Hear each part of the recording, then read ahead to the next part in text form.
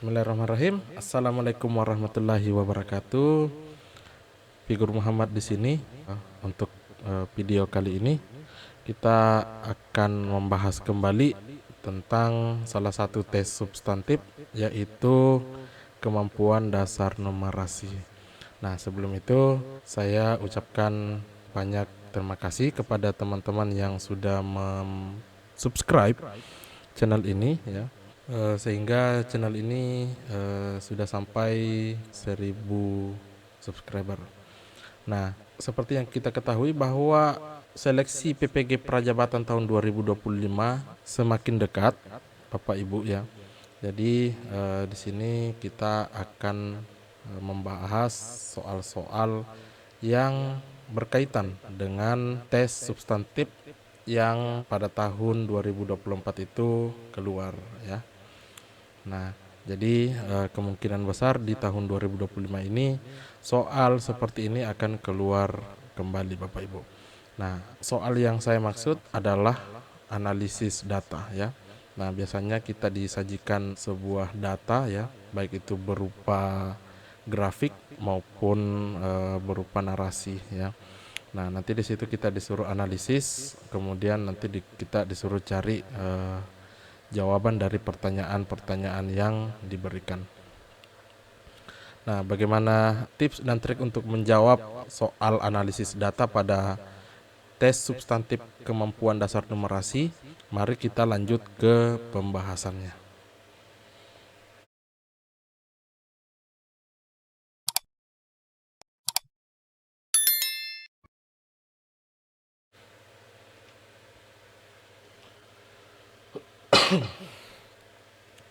Nah, jadi untuk soal analisis data, Bapak Ibu, itu bentuk soalnya seperti ini ya. Jadi di sini ada narasi yang menjelaskan tentang grafik ya.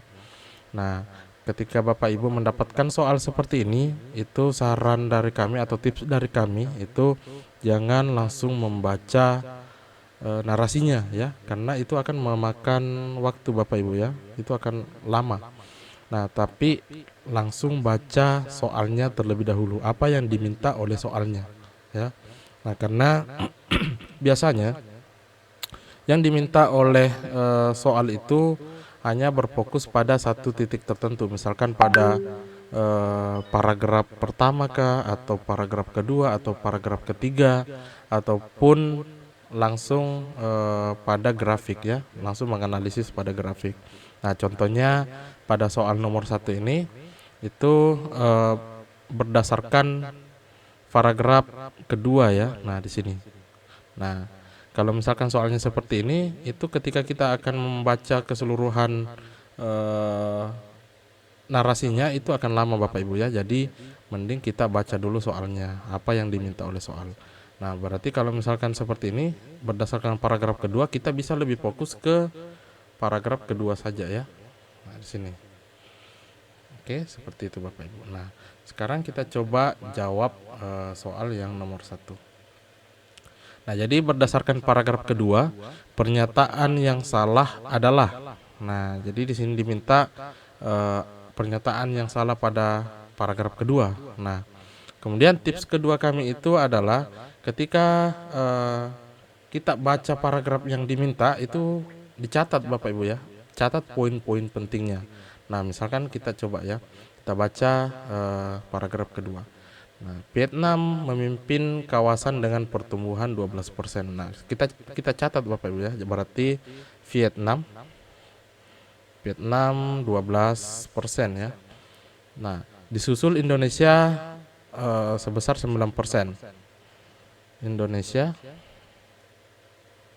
9%. Nah, sementara Malaysia berada di posisi ketiga dengan pertumbuhan 7%. Malaysia pertumbuhannya 7% ya.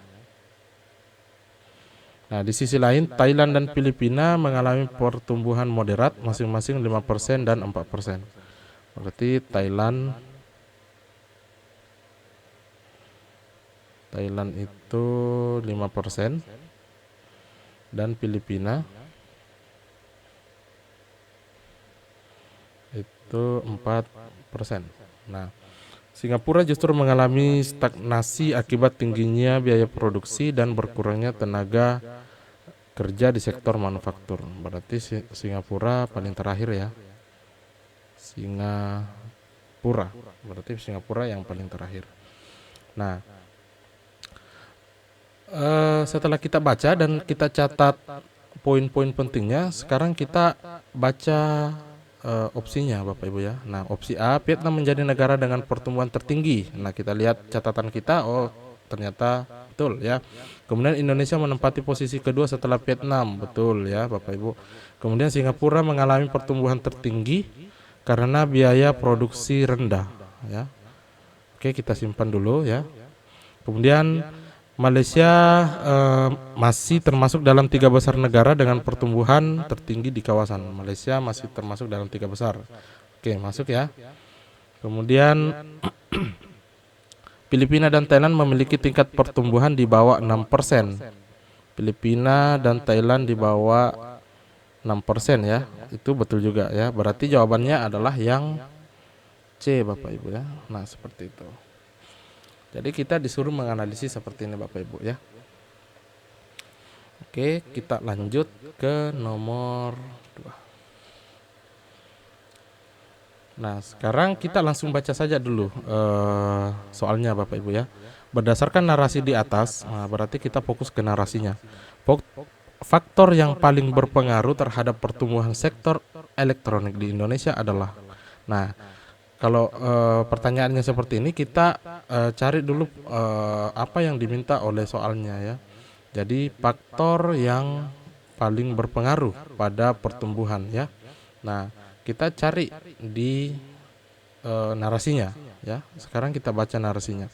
Sejumlah negara di kawasan Asia Tenggara menunjukkan tren yang beragam dan dalam pertumbuhan sektor industri elektronik pada tahun 2024. Laporan tahunan dari ASEAN Industry Development Board atau AIDB menyebutkan bahwa negara-negara seperti Vietnam, Indonesia, dan Malaysia mengalami pertumbuhan. Nah, kita lihat di sini tadi pertumbuhan ya.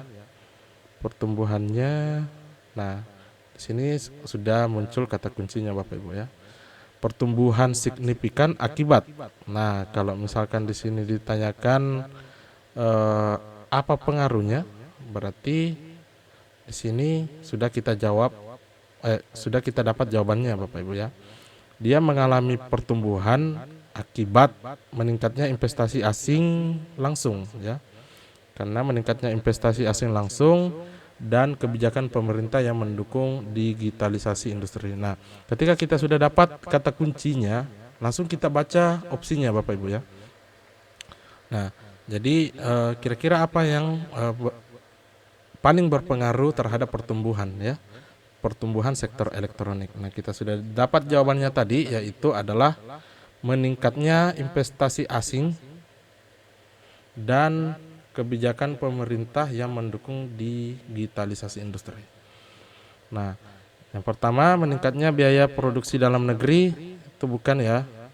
Nah, kemudian B, bertambahnya investasi asing langsung dan dukungan pemerintah. Nah, ini bisa jadi Bapak Ibu ya. Nah, kemudian yang C, penurunan tenaga kerja industri akibat digitalisasi ya. Kemudian kebijakan pemerintah yang membatasi impor bahan baku. Ini tidak ada di akibatnya tadi. Kemudian stagnasi ekspor produk elektronik. Jadi itu tidak ada juga ya Bapak Ibu. Nah, berarti jawabannya di sini adalah yang B. Oke, jadi kurang lebih seperti itu Bapak Ibu ya untuk menjawab soal analisis data seperti ini. Jadi kita cari saja poin-poin pentingnya ya. Kita cari apa yang diminta oleh soal, kemudian kita cari poin penting dari soalnya, dan kita cari jawaban dari apa yang diminta oleh soalnya. Oke, kemudian kita lanjut ke nomor 3 ya. Nah, kemudian di soal nomor 3 ini diminta untuk menganalisis grafik Bapak Ibu ya. Nah, di sini soalnya itu berdasarkan grafik di atas, berapa selisih pertumbuhan industri elektronik antara negara dengan nilai tertinggi dan terendah.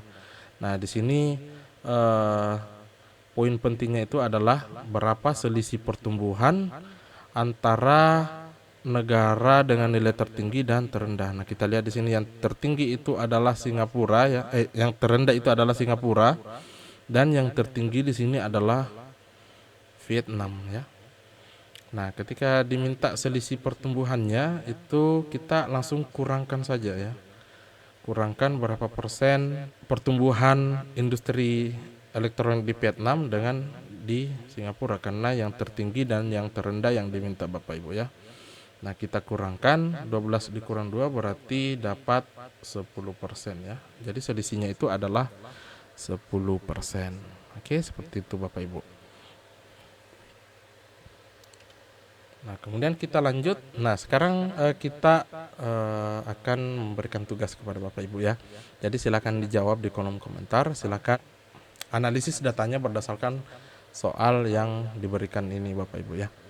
Nah, jadi narasi dan grafiknya itu menggunakan narasi dan grafik yang ada di soal sebelumnya. Jadi terima kasih telah menonton.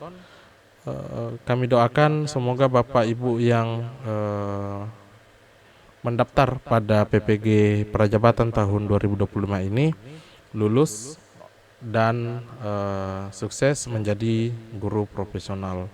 Nah, terima kasih telah menonton. Jangan lupa terus dukung channel kita ini, yaitu channel Guru Besar Pendidikan Profesi Guru atau PPG, dengan cara mensubscribe dan membagikan video ini kepada teman-teman yang mungkin saat ini membutuhkan pembahasan soal-soal tentang tes yang ada pada seleksi PPG Prajabatan tahun 2025. Nah, sekali lagi terima kasih telah menonton. Semoga sukses.